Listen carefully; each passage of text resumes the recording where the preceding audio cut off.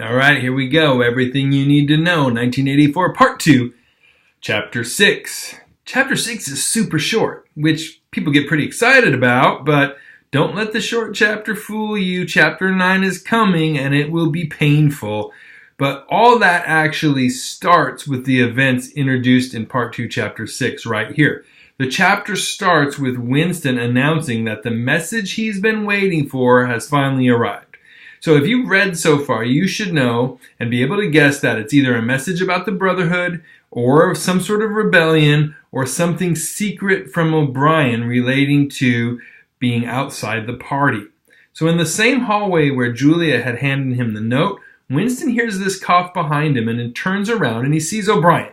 O'Brien tells Winston after reading one of his articles that he wanted to actually speak with Winston. O'Brien mentions that he thinks Winston takes an interest in newspeak and that he's noticed that Winston writes well. O'Brien then includes that he's not the only one that thinks that, but a friend of Winston, who is a newspeak expert, thinks the same thing about Winston's writing. But O'Brien has forgotten his name. So now Winston knows that he's talking about Syme, who's disappeared, been vaporized, who's gone. So Winston thinks that this has to be a code, because no one's supposed to speak about Syme, not even acknowledge him. It's very dangerous. It's supposed to be as though he never existed.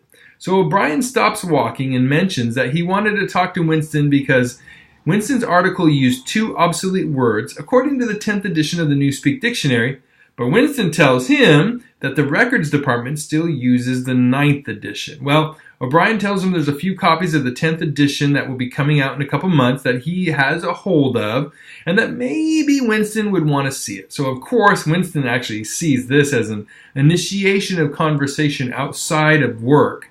So Winston agrees. In front of the telescreen, where they're standing, O'Brien takes out a pad and pencil and writes down his address. He tells Winston to drop by when convenient, that he's home in the evenings, and if he's not home, his servant will hand over the dictionary. Winston concludes that the whole point of this conversation was for him to actually have O'Brien's address. So what stands out is the feeling Winston has. Supposedly, right, this is what Winston wants. Someone to conspire with, someone to hear him, someone to be on his side. But he says it's like he stepped into the dampness of the grave. In other words, this discussion with O'Brien was the beginning of a chain of events that would lead him to his fate that he knows is coming in the ministry of love. It had all started with the initial thought that he had against the party years ago. Then the next step was the diary where he wrote it. He moved from thought to words. Now his words are going to become action, as he knows he's going to end up going to see O'Brien for the next step in rebelling or standing against or disobeying the party. So, what should we take from this chapter? This chapter is actually pivotal in terms of plot progression, right? Time and again, we've heard Winston not only mention the Brotherhood and trying to weaken the party stranglehold, but also that he knows he will be captured and tortured and vaporized.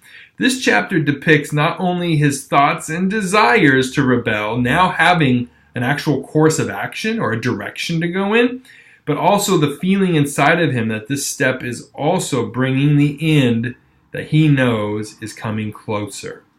So, hope that answers questions about Chapter 6. Let me know if you have any questions down below in the comment box. Appreciate you watching. We'll see you next time.